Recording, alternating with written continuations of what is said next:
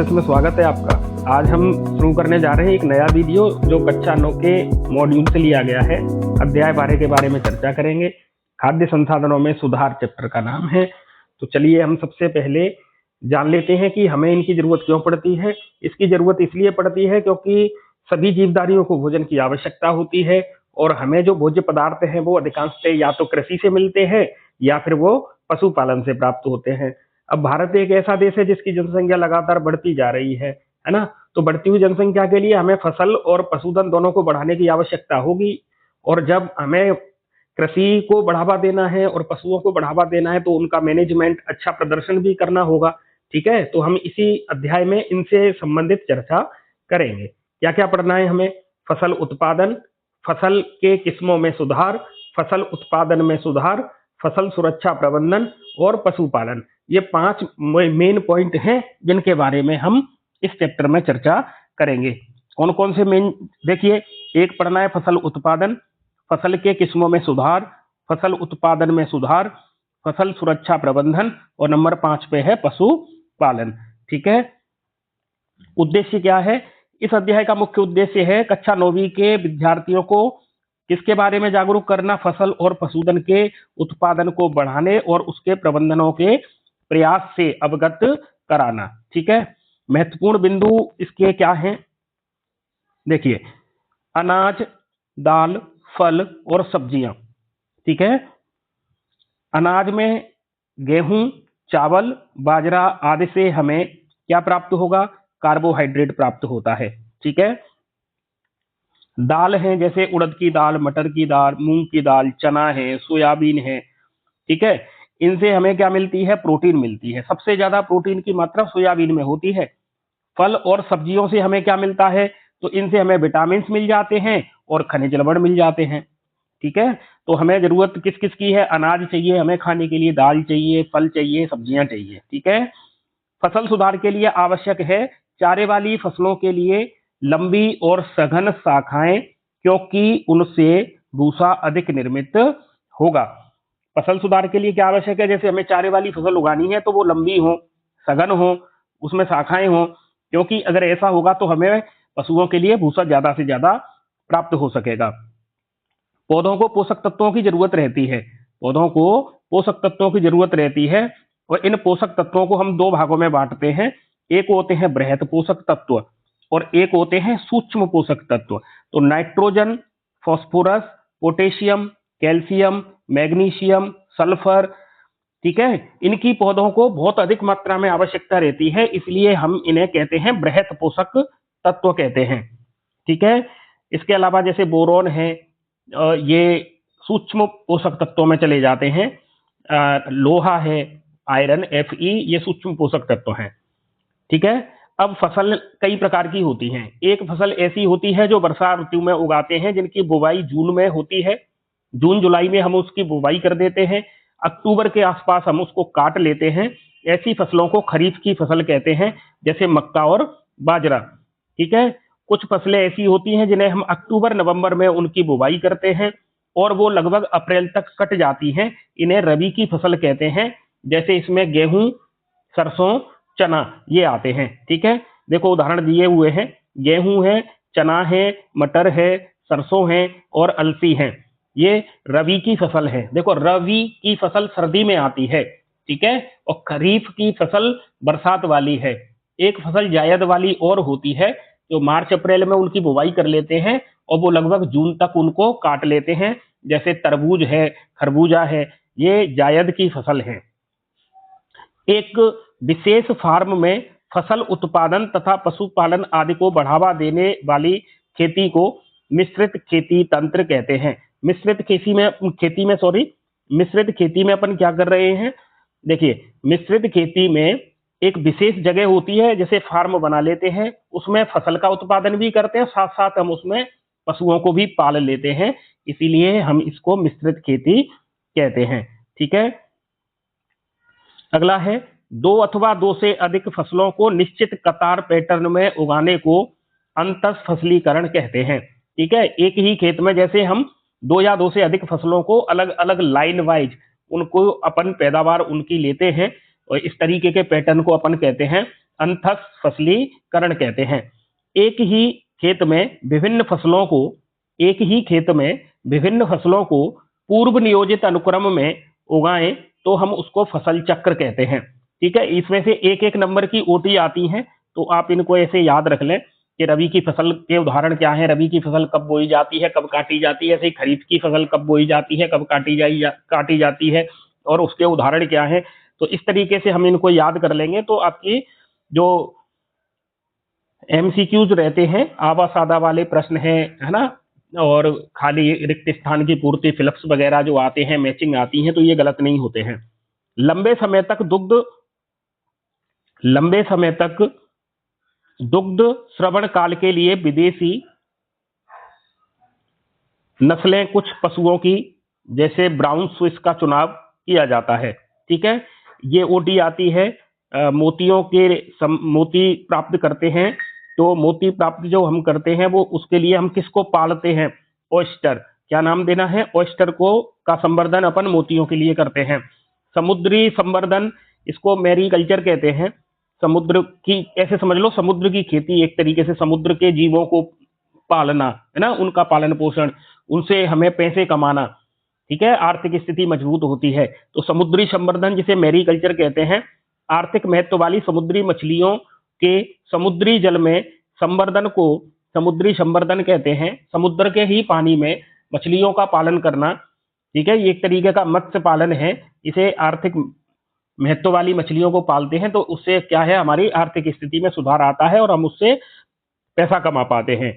व्यावसायिक सार पर मधु उत्पादन, मधु का मतलब होता है शहद, शहद के उत्पादन की बात हो रही है। तो इसमें देसी किस्म की मक्खी है जिसका नाम है एपिस सेरेना इंडिका, है ना, एपिस डोमेस्टिक रेस्टा तथा एपिस फ्लोरी, इनका प्रयोग किया जाता है मधुमक्खी पालन के लिए, मतलब शहद प्राप्त करने के लिए।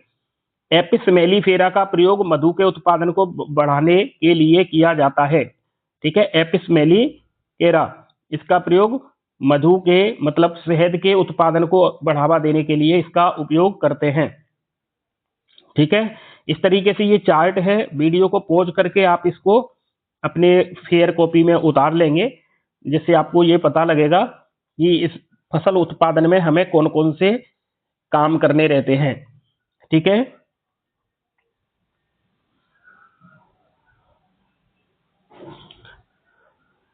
ऐसे ही फसलों की किस्म में अगर हमें सुधार करना है तो किस्म में सुधार के कुछ कारक हैं। अच्छे और स्वस्थ बीज संकरण मतलब हाइब्रिडाइजेशन, दो विभिन्न किस्मों के बीच संकरण की जो क्रिया हम कराते हैं उसे कहते हैं हाइब्रिडाइजेशन। तो विभिन्न आनुवंशिक गुणों वाले पौधों के बीच संकरण करके उन्नत गुण वाले पौधे तैयार करने की प्रक्रिया को संकरण कहते हैं। ठीक है, दो अलग अलग पादपों के बीच में एक तरीके से हम क्या करवाते हैं, परागण की क्रिया करा देते हैं, जिससे जो एक नया जो बीज पैदा होते हैं वो बीज संकर बीज होते हैं और उनकी पैदावार भी अधिक होती है। ठीक है, फसल की गुणवत्ता में वृद्धि करने के लिए हमें क्या क्या करना होगा, देखिए, उच्च उत्पादन, प्रति एकड़ फसल की उत्पादकता को बढ़ाएंगे तब हमें ज्यादा से ज्यादा पैदावार मिलेगी, है ना। उन्नत किस्में फसल उत्पादन की गुणवत्ता प्रत्येक फसल में भिन्न होती है। दाल में प्रोटीन की गुणवत्ता होती है, तिलहन में तेल की गुणवत्ता होती है, फल तथा सब्जियों में जैसे विटामिन मिल जाते हैं, हमें मिनरल्स मिल जाते हैं, तो इनका संरक्षण बहुत ही महत्वपूर्ण होता है। जैविक तथा अजैविक प्रतिरोधकता, ठीक है, तो जैविक जैसे रोग आ गया, कोई कीट है, निमेटोड्स है, सूखा है। अजैविक में क्या आएंगे, अजैविक में आएंगे जैसे ज्यादा वर्षा हो गई या फिर वर्षा नहीं हुई तो सूखा हो गया, मिट्टी में क्षारकता आ गई है, मिट्टी में पानी भर गया है, जलाक्रांत हो गई है, गर्मी अधिक हो गई है, ठंड अधिक हो गई है, या सर्दियों में पाला पड़ गया है, तो ऐसी परिस्थितियों के कारण फसल उत्पादन कम हो सकता है। तो इन परिस्थितियों को सहन कर सकने वाली फसल की हानि मतलब हमें इस तरीके की पौधों की या फसल की किस्में बनानी है जो अधिक गर्मी को, अधिक सर्दी को, सूखे को, लवणता को, क्षारीयता को, इनको सहन कर पाए। अगर कोई फसल ऐसी होगी तो वो उत्पादन हमें ज्यादा देगी। परिपक्वन काल में परिवर्तन, फसल को उगाने से लेकर उनके कटाई तक, ठीक है, जैसे हमने फसल को बो दिया, अब फसल उग आई और फिर वो कटेगी, तब कम से कम समय लगना चाहिए, इसमें ज्यादा लंबे समय की नहीं हो, तो ऐसी फसलें आर्थिक दृष्टि से अच्छी होती हैं। इससे किसान प्रतिवर्ष अपने खेतों में कई फसल ले पाता है और उसकी आमदनी भी बढ़ जाती है। ऐसे ही फसल उत्पादन का प्रबंधन करते हैं अपन। तो फसल उत्पादन को बढ़ाने के लिए हमें क्या क्या करना होगा, इसके लिए कुछ तकनीकें काम में ली जाती हैं। जैसे पहला है पोषक प्रबंधन, दूसरा है सिंचाई, और फसल को उगाने के तरीके या फसल का पैटर्न सही होना चाहिए। इस तरीके से हम फसल में उत्पादकता को बढ़ा सकते हैं। ठीक है, अब बात करते हैं हम पोषक प्रबंधन के बारे में।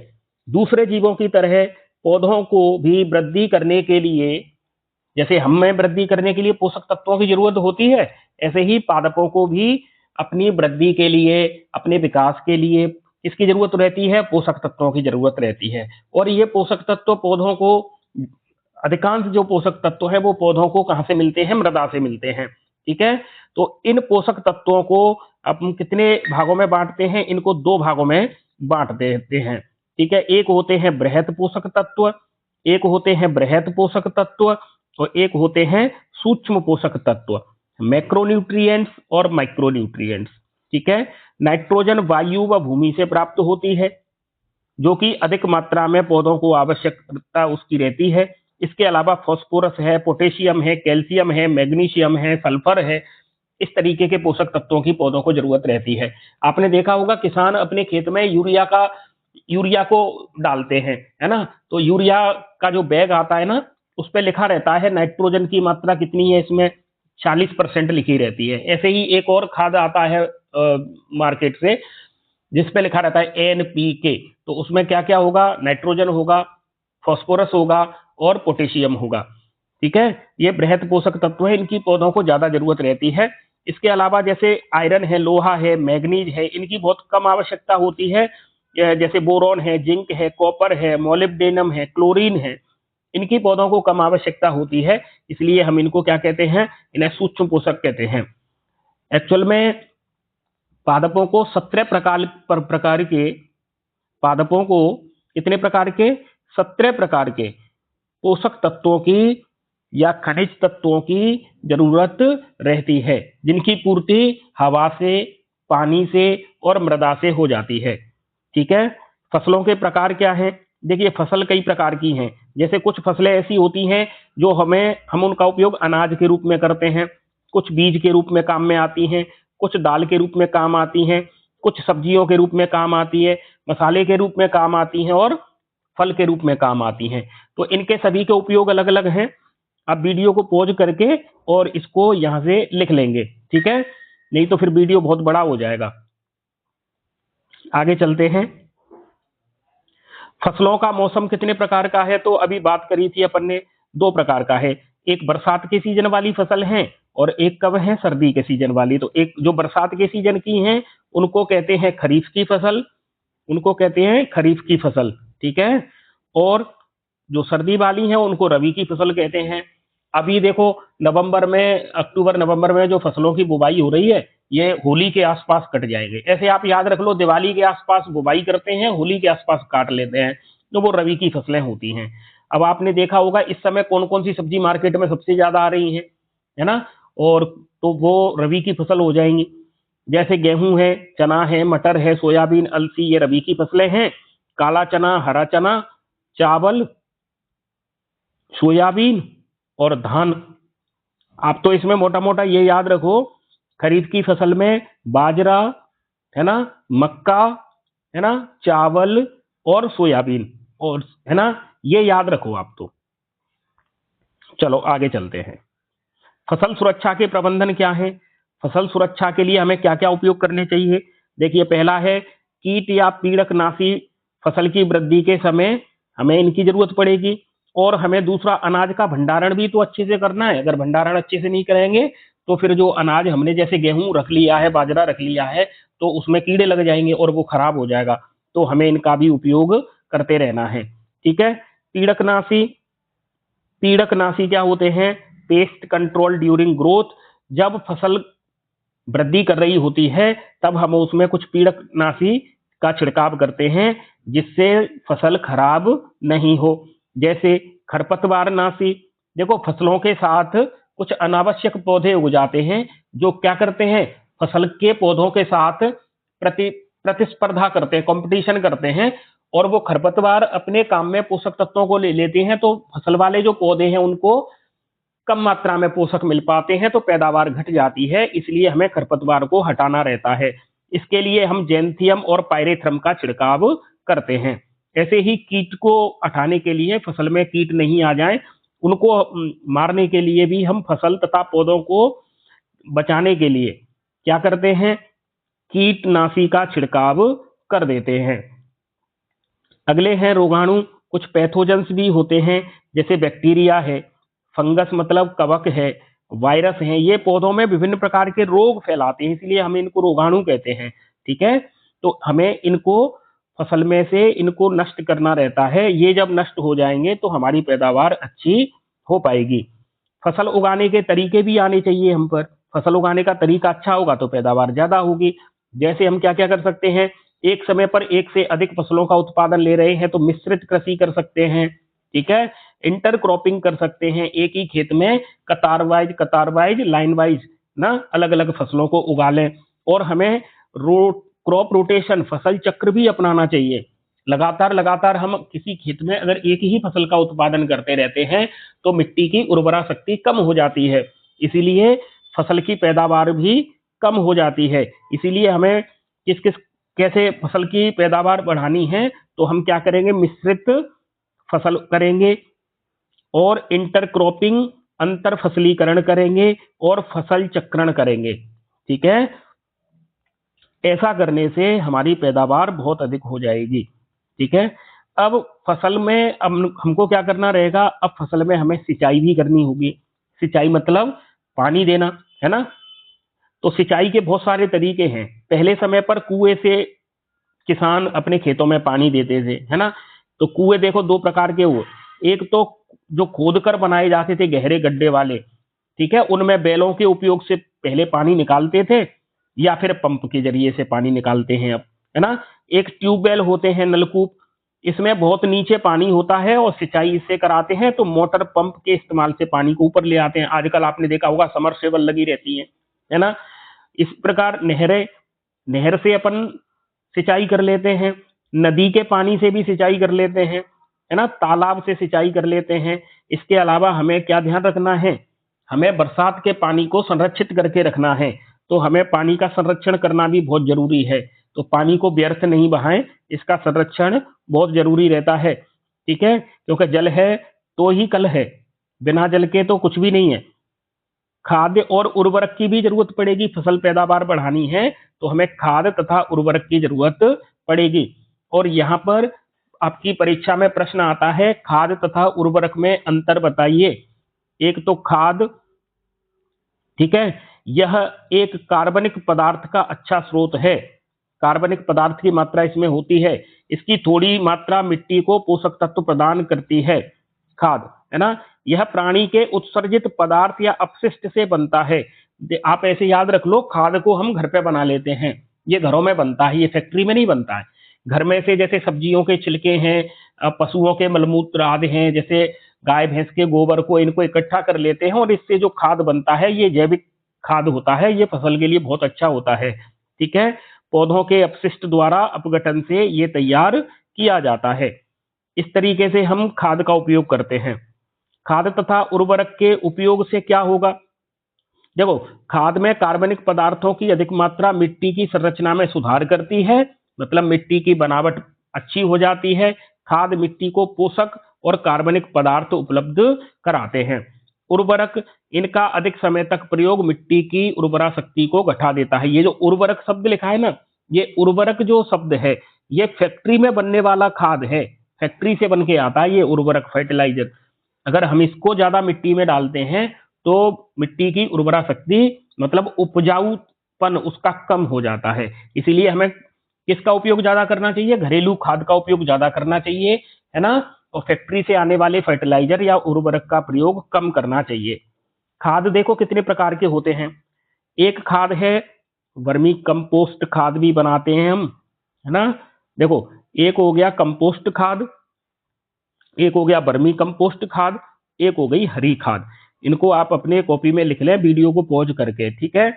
इनको अपन घर पे ही बना सकते हैं, ठीक है। जो वर्मी कंपोस्ट है ना, ये केंचुए के उपयोग से बनाया जाता है। केंचुए डाल दिए जाते हैं, उसमें भैंस का गोबर भी डाल देते हैं, और बहुत सारे घर से जो छिलके विलके सब्जियों के फलों के निकलते हैं इन सबको डाल देते हैं। उस पर पानी का छिड़काव करते रहते हैं, छायादार स्थान पर इसका अपन निर्माण कर लेते हैं वर्मी कंपोस्ट का। ये बहुत जरूरी होता है, फसल के लिए बहुत अच्छा होता है। ऐसे ही हम कंपोस्ट खाद भी बना सकते हैं। कूड़ा करकट, पशुओं का गोबर, मनुष्य के मलमूत्र आदि, ये सब एक जगह डाल देते हैं। जैसे आपने गांव में जैसे अपन जाते हैं तो गोबर के ढेर लगे रहते हैं, पशुपालन जो करते हैं वो उनके यहाँ वो इस तरीके का खाद बना लेते हैं। हरी खाद भी है, ठीक है। इसमें फसल उगाने से पहले खेतों में कुछ पौधे जैसे पटसन है, मूंग है, ग्वार है या एक ढेंचा है, इनको उगा लेते हैं। जब इनकी थोड़ा सा ये बढ़ जाते हैं, लगभग 6 इंच 8 इंच के जब पौधे हो जाते हैं, तो इसमें फिर क्या करते हैं, खेत में ही हल चला देते हैं। वो पौधे उसी में कट जाते हैं, उसी में सड़ जाते हैं, वो हरी खाद के रूप में काम आते हैं, ठीक है। अब बात करेंगे अपन उर्वरक की। तो उर्वरक क्या है, देखो ये कारखाने या फैक्ट्री में बनाए जाते हैं। इनके ज्यादा इस्तेमाल से क्या होगा, इनके ज्यादा इस्तेमाल से भूमि की उर्वरा शक्ति कम हो जाती है। इसमें नाइट्रोजन, फास्फोरस तथा पोटेशियम अधिक मात्रा में होते हैं। उर्वरक आसानी से इनको पौधे अवशोषित कर लेते हैं, ठीक है। और ये पानी में घुलनशील भी होते हैं। लेकिन इनकी कमी एक ही है कि ज्यादा उपयोग अगर इसका करेंगे तो भूमि की उर्वरा शक्ति कम हो जाती है। अब अपन देख लेते हैं कार्बनिक खेती को। कीटनाशक तथा उर्वरक का प्रयोग करने से इसके अपने ही दुष्प्रभाव होते हैं, ठीक है। कीटनाशक और उर्वरक जब हम फसल में ज्यादा डालते हैं तो इसके कुछ साइड इफेक्ट होते हैं, दुष्प्रभाव होते हैं। इसका मतलब ये प्रदूषण फैलाते हैं और लंबे समय के लिए मिट्टी की उपजाऊ क्षमता को या उसकी मृदा की जो क्वालिटी है उसको ये कम कर देते हैं, ठीक है। तो इस प्रकार हमें कार्बनिक खेती की ओर बढ़ावा देना चाहिए, क्योंकि कार्बनिक खेती बहुत ज्यादा सुरक्षित है और इससे भूमि की उर्वरा शक्ति भी खराब नहीं होती है। जो हम अनाज, फल तथा सब्जियां प्राप्त करते हैं उनमें हानिकारक रसायन मिले होते हैं। कार्बनिक खेती या जिसे ऑर्गेनिक खेती कहते हैं, इसमें न के बराबर कीटनाशक और उर्वरक का इस्तेमाल किया जाता है। जो कार्बनिक खेती होती है जिसे अपन ऑर्गेनिक फार्मिंग कहते हैं, इसमें हम कीटनाशक और उर्वरक का इस्तेमाल नहीं करते हैं। इसीलिए अनाज को सुरक्षित भंडार गृह तक पहुंचाने से पहले अनाज को सुरक्षित रखने का विभिन्न उपाय जो कि भविष्य में इस्तेमाल हों वो भी तो देखने पड़ेंगे, क्योंकि हम केमिकल का उपयोग तो कर नहीं रहे। और केमिकल का उपयोग नहीं कर रहे हैं तो जो अनाज हमने प्राप्त किया है वो सुरक्षित भी तो रहना चाहिए। तो हमें कुछ और उपाय करने होते हैं।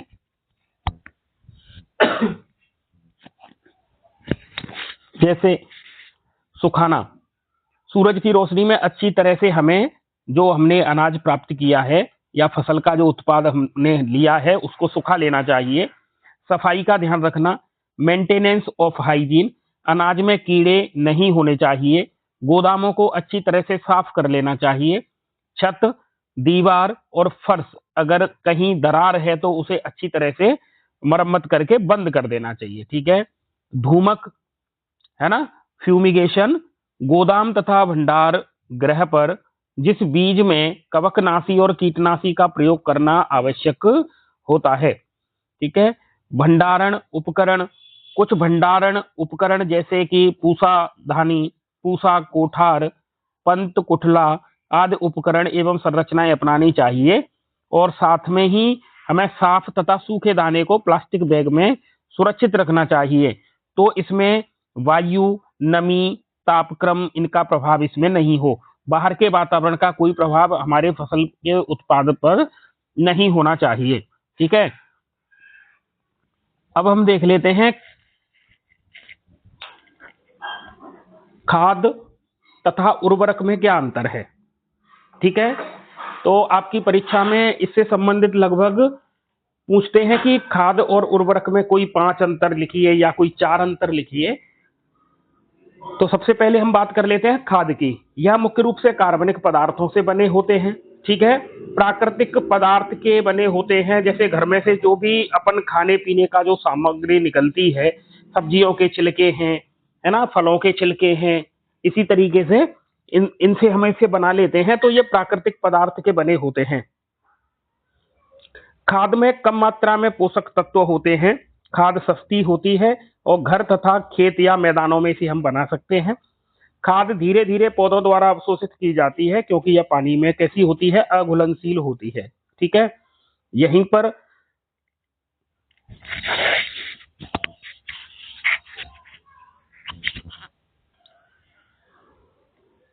अब उर्वरक की बात कर लेते हैं। यह अकार्बनिक पदार्थ होते हैं, यह रासायनिक पदार्थों से मिलकर बनते हैं, मतलब ये केमिकल से बनते हैं। उर्वरक में अत्यधिक मात्रा में पोषक तत्व होते हैं, ये महंगे होते हैं और फैक्ट्रियों में बनाए जाते हैं। ठीक है, आसानी से फल को उपलब्ध हो जाते हैं, क्योंकि पानी में इनकी घुलनशीलता अधिक होती है। ठीक है, तो इस तरीके से उर्वरक और खाद के बीच में क्या पढ़ लिए हमने, अंतर देख लिए हैं।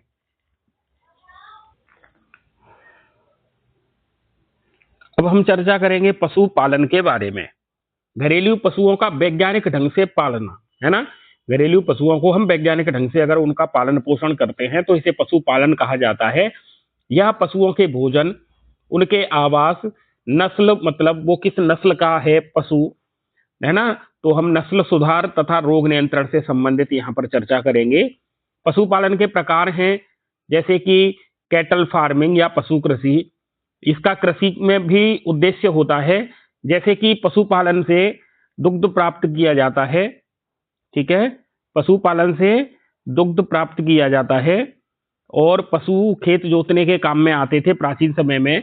यातायात में इनका उपयोग होता है, आजकल इनका उपयोग बहुत कम रह गया है, ना के बराबर है, क्योंकि आजकल बहुत सारे मशीनरी आ गई हैं, तो उनसे ये सारे काम होते हैं। पशुपालन के लाभ क्या होते हैं, देखिए, एक तो हमें दूध प्राप्त हो जाता है और ये कृषि आदि कार्यों में भी सहायक होते हैं। किसानों के लिए पशुपालन निम्नलिखित रूप से लाभदायक होते हैं। ठीक है, किसानों के लिए ये किस प्रकार से पशु लाभदायक होते हैं, तो देखिए, सामान ढोने में, जंतुओं की बेहतर नस्ल पैदा करने में और दूध और कृषि कार्यों के लिए पशुओं को किसान पालते हैं। ठीक है, अगला है मुर्गी पालन। अंडे तथा कुक्कुड़ मांस, मतलब मुर्गियों से हमें अंडे प्राप्त हो जाते हैं और मांस प्राप्त हो जाता है, इसका उत्पादन करने के लिए हम मुर्गी पालन करते हैं। और इनमें भोजन, इनमें क्या है, प्रोटीन की मात्रा अधिक होती है। ठीक है, अब कुछ इसकी क्या है, नस्लें हैं, जैसे ब्रॉयलर्स। तो ब्रॉयलर्स में चूजों को मांस के लिए पाला जाता है। ये स्पेशली, ये जो मुर्गे की जो नस्ल है, ये मांस के लिए पाली जाती है और ये जन्म के 6 से 8 सप्ताह के अंदर इस्तेमाल किए जा सकते हैं। 6 सप्ताह या 8 सप्ताह, मतलब 1.5 महीने का अगर ये जब हो जाएगा, तब हम इसे मांस के तौर पर इनको मार्केट में बेचते हैं। बहुत से लोग इनको मांस खाने के लिए इनको पालते हैं। एक प्रजाति है लेयर। जब कुक्कुट को अंडों के लिए पाला जाता है ना, उसे कहते हैं लेयर। और जब मांस के लिए पाला जाता है तो उसे कहते हैं ब्रोलर्स। मांस के लिए पाला जाता है तो उसे कहते हैं ब्रोलर्स, और अगर अंडों के उत्पादन के लिए पाला जाता है तो उसे कहते हैं लेयर। ये जन्म के 20 सप्ताह बाद इस्तेमाल किए जाते हैं। 20 सप्ताह बाद, मतलब ये लगभग 5 महीने की बात हो गई, जबकि ये लैंगिक परिपक्वता के लायक हो जाते हैं, जिसके फलस्वरूप इनसे क्या प्राप्त कर लेते हैं, हम अंडे प्राप्त कर लेते हैं। तो अंडे भी मार्केट में बेचने के लिए, मतलब इनसे पैसे कमाए जाते हैं। ठीक है, अगला है मधुमक्खी पालन। तो मधुमक्खी पालन हम क्यों करते हैं, तो मधुमक्खी का पालन हम इसलिए करते हैं क्योंकि हमें इससे क्या मिल जाए, इनसे हमें शहद की मात्रा प्राप्त होती है ना, और इनसे मोम प्राप्त होता है, इसलिए हम मधुमक्खियों का पालन करते हैं। और मधुमक्खी पालन वाले आपने देखे होंगे, खेत में कहीं जहाँ फूल ज्यादा रहते हैं वहां पर वो लकड़ी वाली पेटी रखते हैं, उनमें इनका पालन होता है।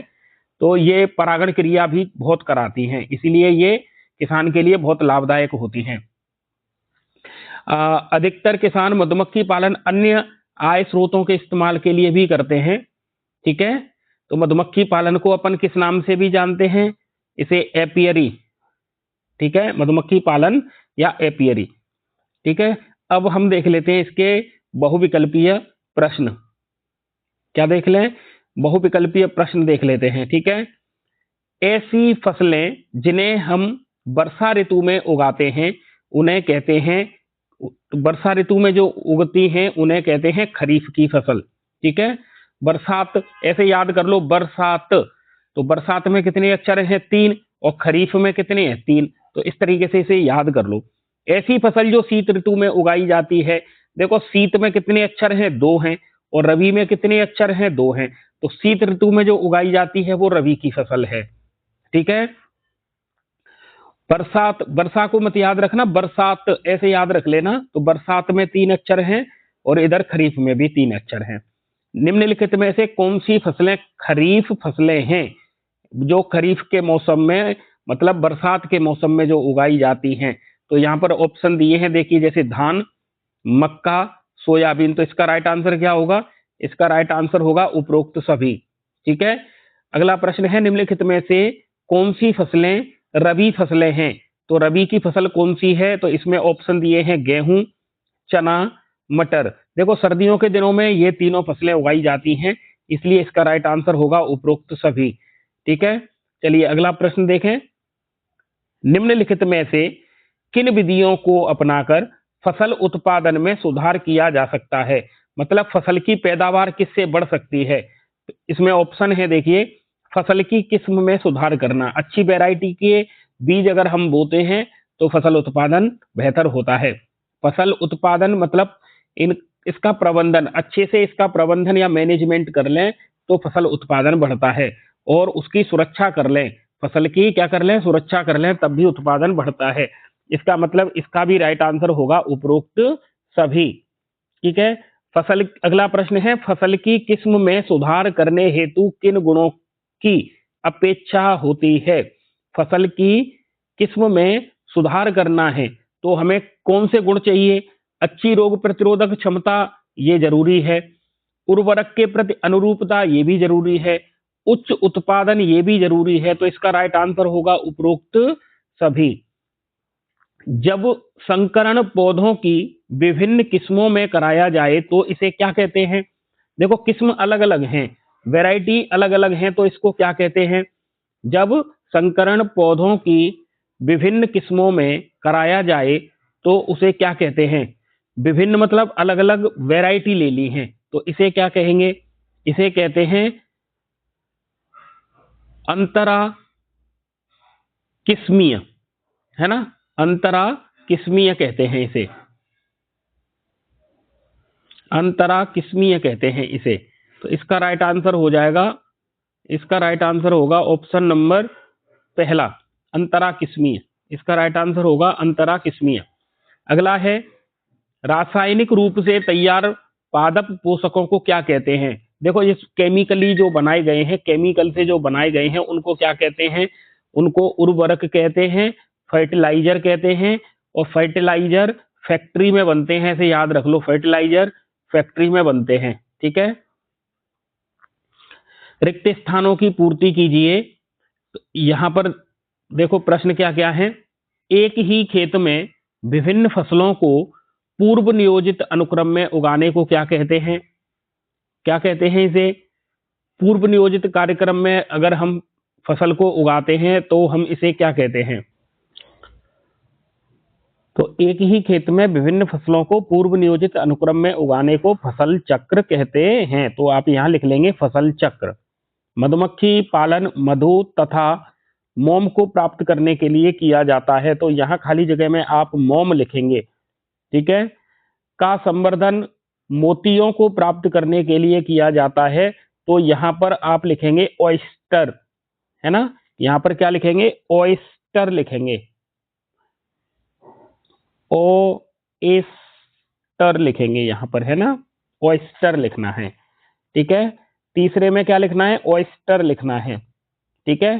पहले में क्या लिखना है? फसल चक्र लिखना है। दूसरे में क्या लिखना है? दूसरे में मोम लिखना है, मोम, मोम या वैक्स, मोम या वैक्स, है ना।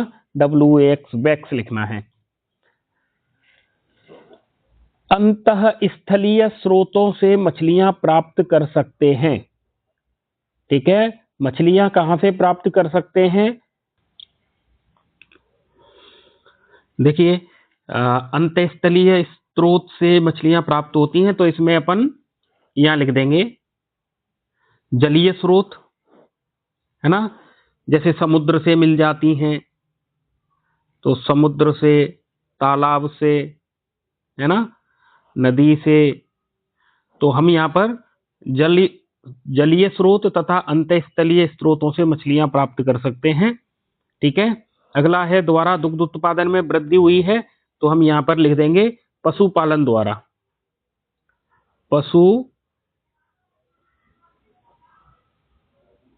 पशुपालन के द्वारा दुग्ध उत्पादन में वृद्धि हुई है, क्योंकि पशुपालन में हम पशुओं को वैज्ञानिक तरीके से पालते हैं।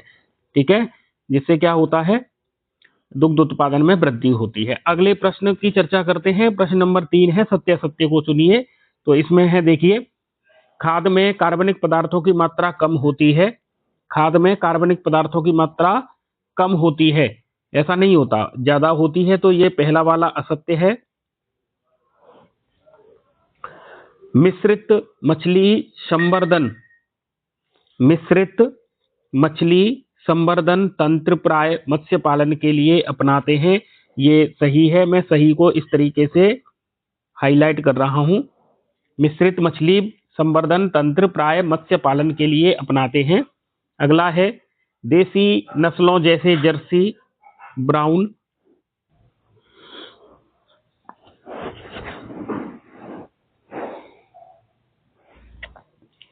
देसी नस्लों जैसे जर्सी, ब्राउन, स्विस में रोग प्रतिरोधक क्षमता बहुत अधिक होती है।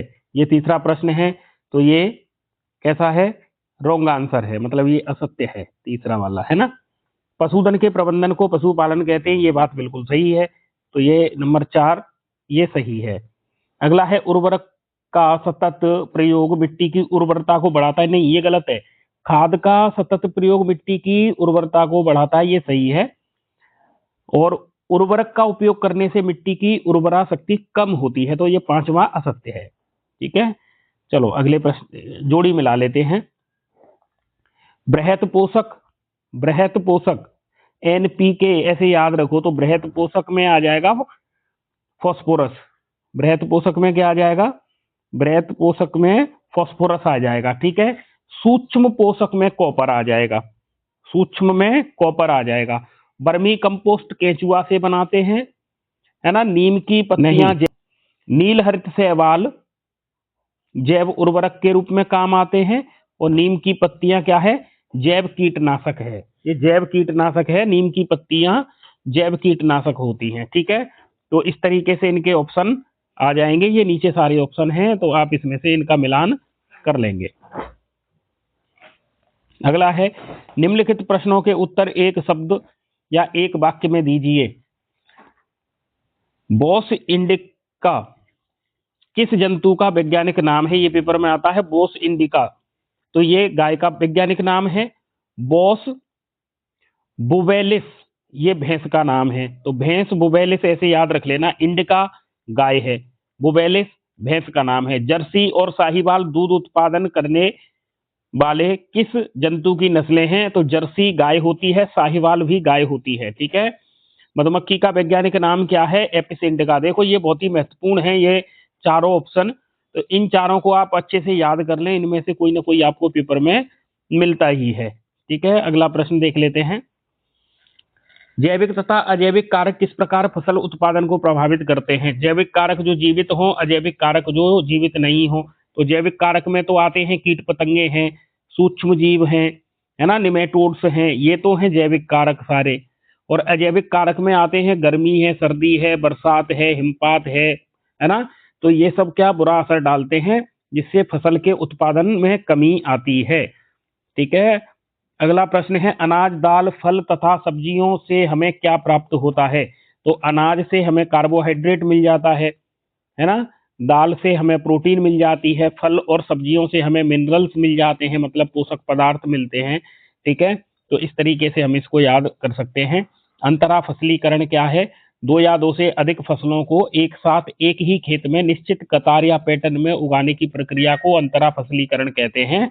इस विधि में कुछ पंक्तियों में एक प्रकार की फसल तथा उसके एकांतर में स्थित दूसरी पंक्ति में दूसरे प्रकार की फसल उगा लेते हैं, जैसे सोयाबीन, मक्का, बाजरा, इनको पंक्ति वाइज एक एक लाइन में उगा लें तो हम इसे अंतरा फसलीकरण कहते हैं। बृहत पोषक क्या है और इन्हें बृहत क्यों कहते हैं? देखो, बृहत इसलिए कहते हैं क्योंकि इनकी पौधे को ज्यादा मात्रा में जरूरत रहती है। ठीक है, तो ऐसे पोषक तत्व जो पौधों की वृद्धि के लिए बड़ी मात्रा में आवश्यक हो उन्हें कहते हैं बृहत पोषक तत्व। ठीक है, जैसे इनकी संख्या 6 है।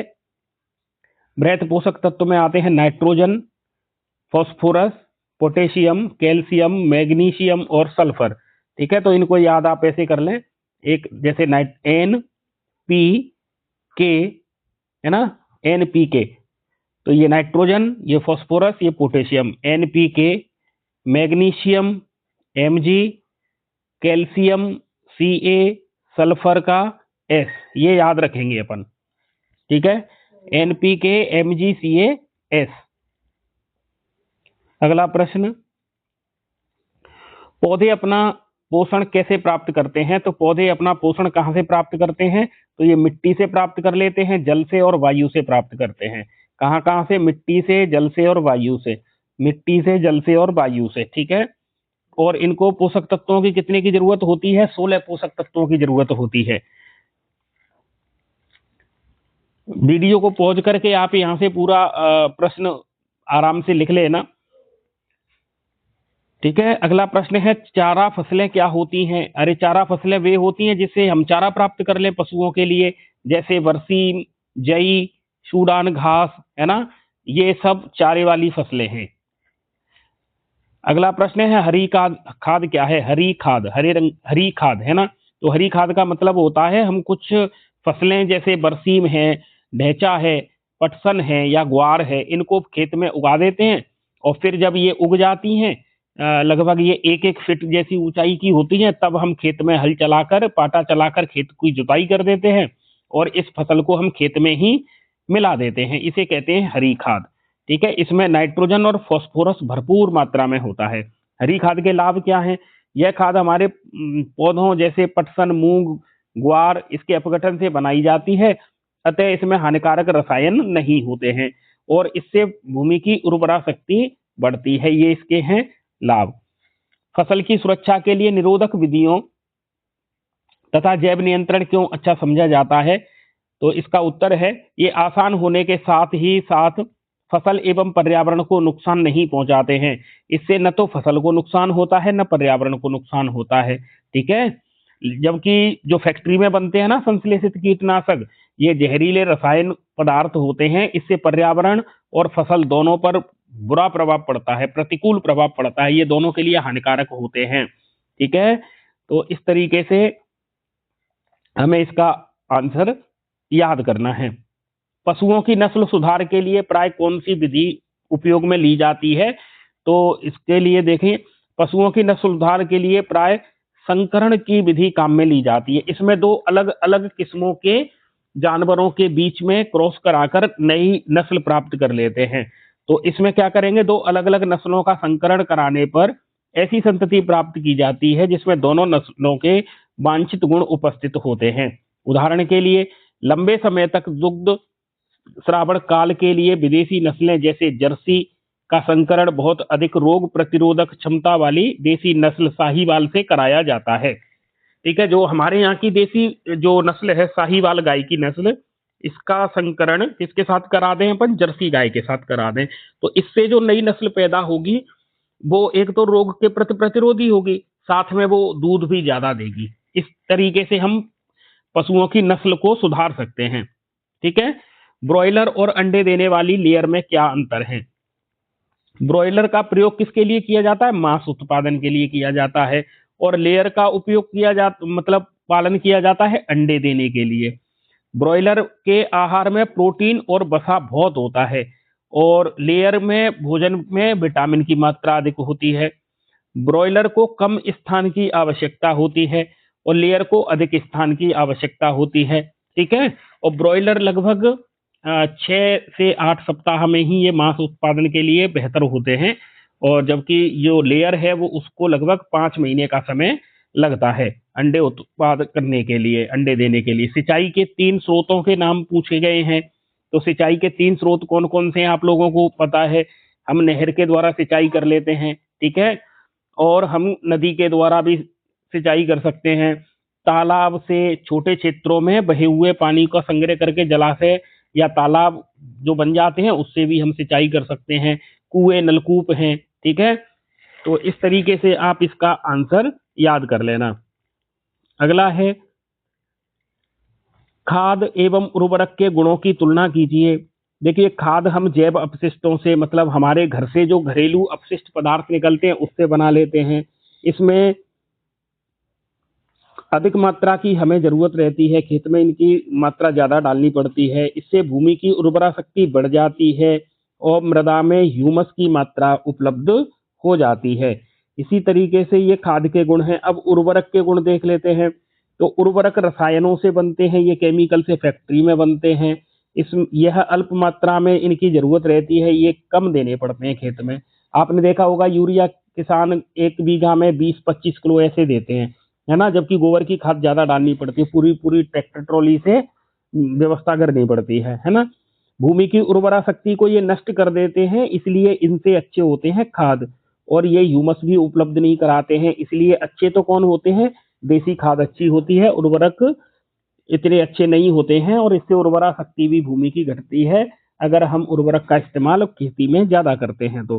ठीक है। मत्स्य संवर्धन के 2 गुण और 2 मतलब इसकी हानि या दोष लिखने हैं। तो गुण क्या है?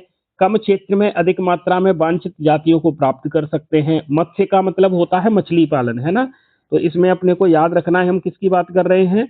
मछली पालन की बात कर रहे हैं, ठीक है, मछली पालन की बात कर रहे हैं। मछलियों में सुधार किया जा सकता है, ये इसका दूसरा गुण है। जबकि अब इसके दोष देखें तो जैव विविधता का संकट उत्पन्न हो सकता है, ठीक है, और आर्थिक महत्व की बहुमूल्य मछलियों का ही संवर्धन किया जा सकता है।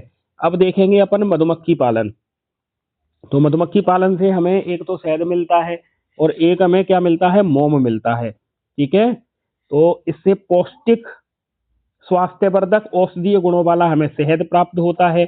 इससे मोम प्राप्त होता है, और मोम से हम क्या बनाते हैं? दवाइयां बना लेते हैं, मलहम बना लेते हैं, क्रीम बनाते हैं, पॉलिश बनाते हैं, वैसलीन और मोमबत्ती बनाते हैं।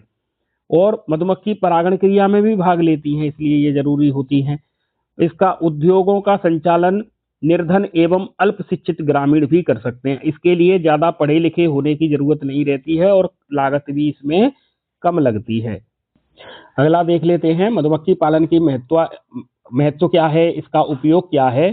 तो हमें इससे क्या मिल जाता है? एक तो हमें इससे शहद मिल जाता है, ठीक है, और इससे मोम मिलता है जिसका उपयोग औषधि, मलहम, क्रीम, पॉलिश, वैसलीन, मोमबत्ती आदि बनाने में कर लेते हैं। अच्छा, ये परागण क्रिया भी करा देती हैं। और मधुमक्खी का पालन करना है तो इसमें लोगों को ज्यादा मतलब पैसों की जरूरत भी कम रहती है, और उनके वो अल्प शिक्षित हैं तब भी वो ग्रामीण परिवेश के लोग इस तरीके का मधुमक्खी पालन कर पाते हैं। मिश्रित खेती से आप क्या समझते हैं? अगला प्रश्न है, मिश्रित खेती से आप क्या समझते हैं, इसके लाभ लिखिए। तो देखो, मिश्रित खेती की प्रणाली में क्या करते हैं? जैसे हमारा कोई एक फार्म है, तो खेती की वह प्रणाली जिसमें फार्म में खेती की जा सकती है, और इसमें क्या करते हैं अपन? व्यवसाय जैसे पशुपालन, मधुमक्खी पालन भी साथ में कर सकते हैं, खेती भी कर सकते हैं, कृषि करते हैं, और साथ में ये मधुमक्खी पालन या पशुपालन भी कर सकते हैं। तो इस प्रकार हम 2 काम एक साथ कर रहे हैं, इसलिए हम इसे मिश्रित प्रकार की खेती कहते हैं। इसमें क्या होता है?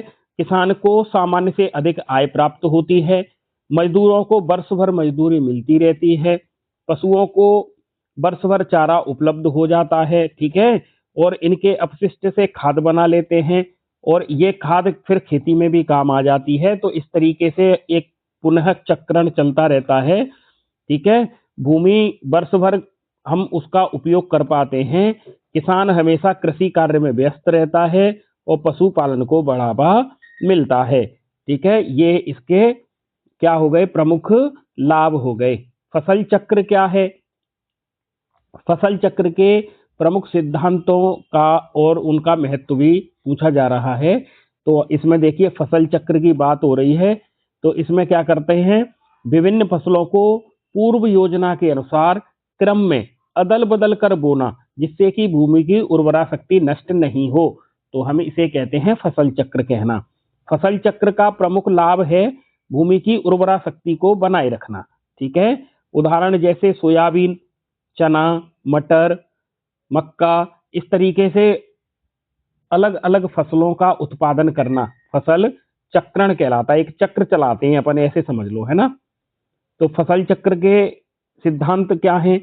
तो फसल चक्र के सिद्धांत देखिए, उथली जड़ वाली फसलों के बाद गहरी जड़ वाली फसलें बोनी चाहिए। ठीक है, जैसे एक बार हम एक बीजपत्री की फसल ले लें, फिर दूसरी बार द्विबीजपत्री की ले लें। ठीक है, अधिक खाद की मांग वाली फसलों के बाद ऐसी फसल जिनमें अधिक खाद की जरूरत रहती है, तो फिर दूसरे बार में अपन ऐसी फसल करेंगे जिसको कम खाद की जरूरत हो। ठीक है, अनाज वाली फसलों के बाद दाल वाली फसलों को बो दें। जैसे हमने पहले गेहूं की फसल ले ली, तो फिर हम अगली बार जो फसल बोएंगे वो किसी दाल की होगी, जैसे उड़द है, मूंग है ना, चना है, ऐसे कर दें। अधिक सिंचाई वाली फसलों के बाद कम सिंचाई की फसलों को बो दें। जैसे हमने एक साल गेहूं की फसल ले ली, अब गेहूं की फसल में तो लगभग 5 बार पानी देना पड़ता है, तो अब फिर अगले बार हम सरसों की फसल कर देंगे, तो सरसों की फसल को 1 बार पानी या 2 बार देना पड़ता है। ऐसे ही अधिक जुताई वाली फसल की है तो फिर कम जुताई वाली फसल बो देंगे। और समान कीट व रोग लगने वाली फसलों को एक के बाद एक नहीं लगाना चाहिए। तो अब इसमें क्या रहता है, जैसे फसलों के बीच में हम जो गैप दे देते हैं ना, तो उससे कई प्रकार के रोग भी दूर रहते हैं। अगला प्रश्न है, निम्नलिखित पर संक्षिप्त टिप्पणी लिखिए। अभी 3 प्रश्न हो रहे हैं, इनको भी देख लेते हैं। जैसे मधुमक्खी पालन और मुर्गी पालन से आप क्या समझते हैं, ऐसे आ जाए पेपर में, है ना। तो देखो, मधुमक्खी पालन ये शहद और मोम के उत्पादन के लिए मधुमक्खियों को पालने की क्रिया मधुमक्खी पालन कहलाती है। शहद का सर्वत्र उपयोग होता है। इसके लिए मधुमक्खी पालन का एक उद्यम, मतलब ये एक व्यवसाय है, ये कृषि उद्योग बन गया है ये, है ना। शहद एवं मोम का उपयोग औषधियों के रूप में भी किया जाता है। ऐसे ही मुर्गी पालन है, तो अंडे और मांस के उत्पादन के लिए हम मुर्गियों का पालन करते हैं। ठीक है, मुर्गी पालन में उन्नत मुर्गी की नस्लें विकसित की जाती हैं, इससे नस्ल सुधार भी कर सकते हैं अपन साथ में। किन ऐच्छिक गुणों को प्राप्त करने के लिए मुर्गी पालन में प्रयुक्त मुर्गी की नई किस्में विकसित की जाती हैं? अगला प्रश्न ये है, प्रश्न नंबर 7, इसका उत्तर देख लेते हैं। तो जैसे चूजों की संख्या तथा गुणवत्ता को बढ़ाना, छोटे कद के ब्रॉयलर माता पिता द्वारा चूजों के व्यावसायिक उत्पादन को बढ़ावा देना, गर्मी अनुकूलन क्षमता, उच्च तापमान को सहन करने की क्षमता विकसित करना, देखभाल में कम खर्च की आवश्यकता और सस्ते रेशेदार आधार का उपयोग करना। इस तरीके से प्रश्न नंबर 7 का उत्तर आप देख लेंगे। अगला है प्रश्न नंबर 8, मधु उत्पादन के लिए प्रयुक्त मधुमक्खियों में कौन से ऐच्छिक गुण होने चाहिए? हमें ऐसी कौन सी मधुमक्खी का पालन करें जिसमें अच्छे ऐच्छिक गुण हों? ठीक है, तो मधु एकत्रित करने की अधिकतम क्षमता हो, हमें ऐसी मधुमक्खी का चयन करना है जो ज्यादा से ज्यादा शहद इकट्ठा करे। ठीक है, और ऐसी मधुमक्खी का चयन करेंगे जो निर्धारित छत्ते में अधिक समय तक रहे, है ना। उसमें प्रजनन की क्षमता तीव्र हो, मतलब वो ज्यादा से ज्यादा संख्या में बच्चे पैदा कर सकें, है ना। और कम डंक मारने की प्रवृत्ति हो, ऐसा नहीं हो कि वो ज्यादा डंक मार दे उससे आदमी बीमार हो जाए, तो ऐसी मधुमक्खी का चयन करेंगे जो डंक मारने की क्षमता उसमें कम हो। तो इस तरीके से हमने इस चैप्टर के पूरे प्रश्न यहाँ तक किए हैं। तो मैं इस वीडियो को एक बार फिर से स्क्रॉल डाउन कर रहा हूं, तो आप वीडियो को पॉज करके इनके आंसर अपने मॉड्यूल में लिख लें या फिर अपने रजिस्टर में लिख लें और इनको याद कर लें। इसमें बहुत ही महत्वपूर्ण प्रश्न भी हैं जिनके पेपर में आने की बहुत संभावना रहती है। जैसे खाद और उर्वरक में अंतर पूछ लेते हैं, ब्रॉयलर और अंडे देने वाली लेयर में अंतर पूछ लेते हैं, मधुमक्खी पालन के बारे में पूछ लेते हैं। तो इस तरीके से हरी खाद क्या है इसको पूछ लेते हैं। ठीक है, रबी की फसल और खरीफ की फसल को पूछ लेते हैं, और ये तो बहुत ही महत्वपूर्ण है ये ऑप्शन। ठीक है, तो इनको आप अच्छे से देख लें, इनमें से कोई ना कोई एक आपको पेपर में मिल ही जाता है। तो इस तरीके से ये चैप्टर पर हमने चर्चा की है। ठीक है, आपको और जिस चैप्टर की रिक्वायरमेंट हो तो आप कमेंट करें, तो मैं कोशिश करूंगा कि उस पर जल्द से जल्द आपको वीडियो उपलब्ध करा सकूं। वीडियो देखने के लिए आपका बहुत बहुत धन्यवाद। इसी प्रकार के और वीडियो आपको मिलते रहेंगे। तो वीडियो को अपने मित्र के साथ शेयर करते रहें, वीडियो को लाइक करें, अच्छा सा कमेंट करना ना भूलें, और सांदीपनी क्लासेस के इस यूट्यूब चैनल को आप सब्सक्राइब करके रखें। जय हिंद, जय भारत।